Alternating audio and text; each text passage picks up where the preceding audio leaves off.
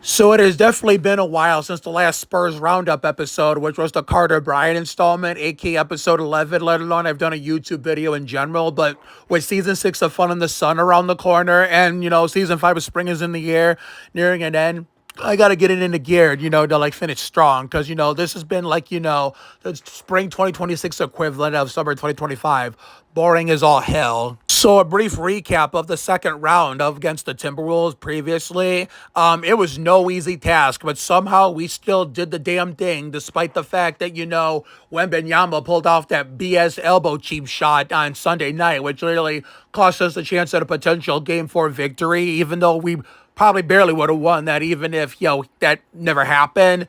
But and somehow it led him to be able to avoid suspension and or heavy fine, which I thought was going to happen for sure. And literally, he got lucky. So therefore, we dodged a massive bullet, both himself alone as an individual player and us as a whole ass team. So the basketball gods were really looking out for us. So was my godfather, who been off this earth for 31 years as the day after that said game, and then Adam Petty the night of Game 5, which is how that Game 5 would happen. Really, the ghost of Adam Petty was looking out for us too. Moving on, this will mainly be a preview of, the upcoming Western Conference Finals series against the OKC Thunder that starts tonight on NBC. So I know a lot of Spurs fans especially, let alone, anti-OKC fans are unhappy that, Wembanyama was quote-unquote robbed of, the league MVP. I would say I agree myself, but I simply don't give a shit. I mean, I was wishfully thinking that he was going to get it, but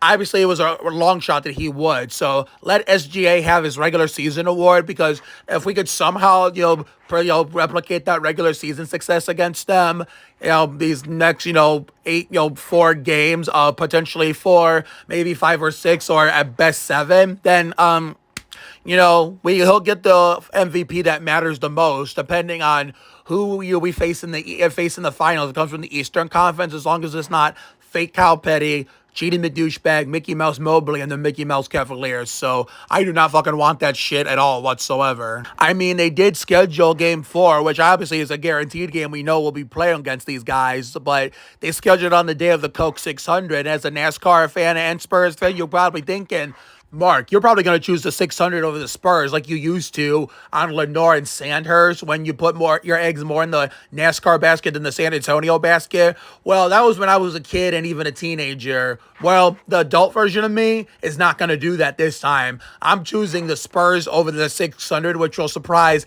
a lot of you. So, therefore, I will be watching Game 4 over the Coke 600. So, if Bardo summons me again like he did, last year on the day of the 600, which usually takes place the day before Memorial Day, every year as per tradition, it'll most likely be during the game. So we're most likely going to watch the Peacock version, at Sunday. So that way, maybe we don't have to worry about, pausing the DVR. We can just exit the stream, go to his house to see what's going to go down this year, like kind of like when as a sequel to last year, and then come back, turn the stream on, and then can finish the game. So that's going to be fucking fun, considering the NBA as a whole is not only so much better, but a hell of a lot more fun when the Spurs are in the playoffs, let alone make it this far. So we're going to see what happens, because I will discuss, the potential of us possibly pulling off the impossible and, going to the finals a little later in the video. And yes, I'm a little nervous because OKC as a whole is no joke, and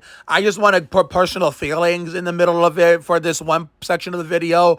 It's amazing and ironic and hilarious that out of all the successful rookies that was drafted 1 through 4 this last summer's NBA draft, Dylan Harper was the only majorly successful one, even though Flag won Rookie of the Year, but didn't even come close to sniffing the playoffs.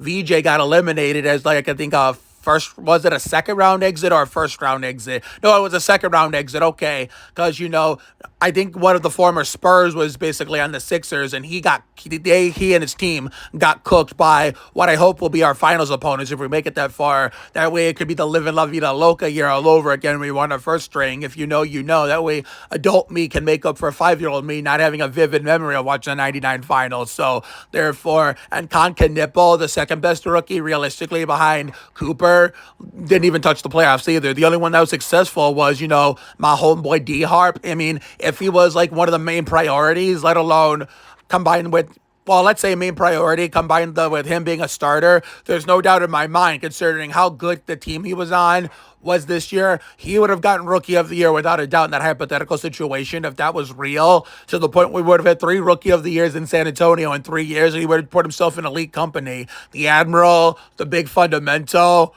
Wembenyama, Castle, but I would say sometimes it's just not meant to be. Because look at Parker and Ginobili. I mean, and Parker in '02 and Ginobili in '03 didn't win Rookie of the Year. I mean, Ginobili lost it to Stoudemire of the Suns, and Parker lost it to, I think, Pau Gasol or... No, Mike Miller was the year before. So I think, yeah, Pau Gasol when he was in Memphis. So therefore, look at that. Ginobili and Parker ended up having better careers than those two. But no, yeah.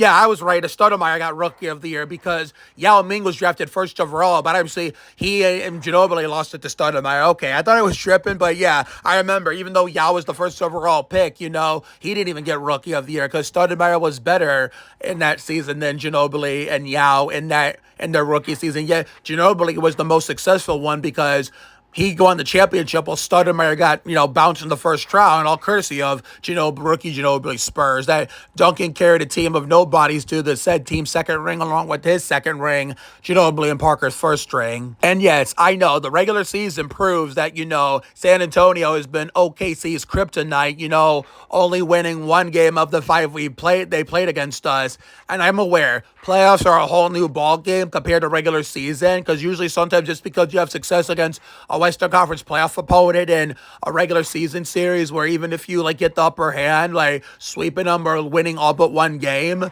doesn't always necessarily mean you're going to do the same thing, against them in the playoffs. But we have seen where the opposite has happened so many times. We've seen it with our team many, many times. We've seen it with other teams, even teams I dislike or just really hate, basically. So it is possible. I mean, every year is different. I mean, every successful regular season team that is also a championship threat is different. I mean, 2014 Spurs, says that. 2003 Spurs say the opposite too. I mean, we didn't do so well against that same Phoenix team in '03 with rookie Stoudemire, where rookie Stoudemire got the upper hand over rookie Ginobili in the regular season, and that ended up being different, where rookie Ginobili got the upper hand in the playoffs over rookie Stoudemire. So I hope that's not the case here, but, you never know. I mean, it's the NBA. It's literally unpredictable, like any other professional sport, let alone American sports in general.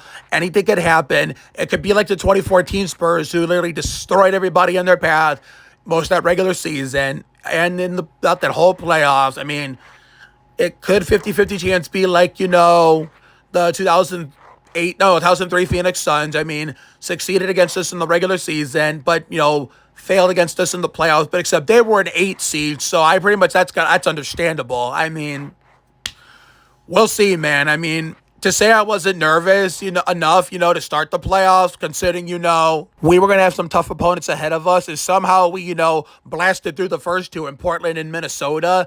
Now, I'm going to be honest with you. I'm a little more nervous with the OKC Thunder more than I was with the Trailblazers and Wolves. And yeah, I was nervous with the Wolves especially, but somehow we pulled it off. The Spurs have been known to prove me wrong many, many times in the past, over the last 29 years, and this year's been no exception. So I will see you guys for the next video, whenever that may be. Maybe tonight for the, game 1 game review. But if not, I'll probably do it tomorrow. So have a good night tonight and a better day tomorrow. Take care, everyone. Good night. And hopefully the next Sandy Ridge video will get done before, this coming Memorial Day weekend of Spurs playoff basketball and the Coke 600, even though I'll be skipping the 600 for Game 4 of the Western Conference semifinals with this Spurs team against OKC. I will try to get at least 1, maybe 2 more Sandy Ridge videos done, but they have to be Tim Duncan, Can I Recreate, my Tim Duncan reenactment series, which always gets a standalone spring episode and a full-on summer series of episodes. Same thing with Garra Acción y Sudor, a standalone spring episode followed by a series of summer episodes to make up for not having any summer episodes of either or last year. So I can't wait for tonight at NBC. 8:30 cannot come soon enough. As always, go Spurs, go beat the Thunder. Because, thunder always comes after lightning. See you later, everyone.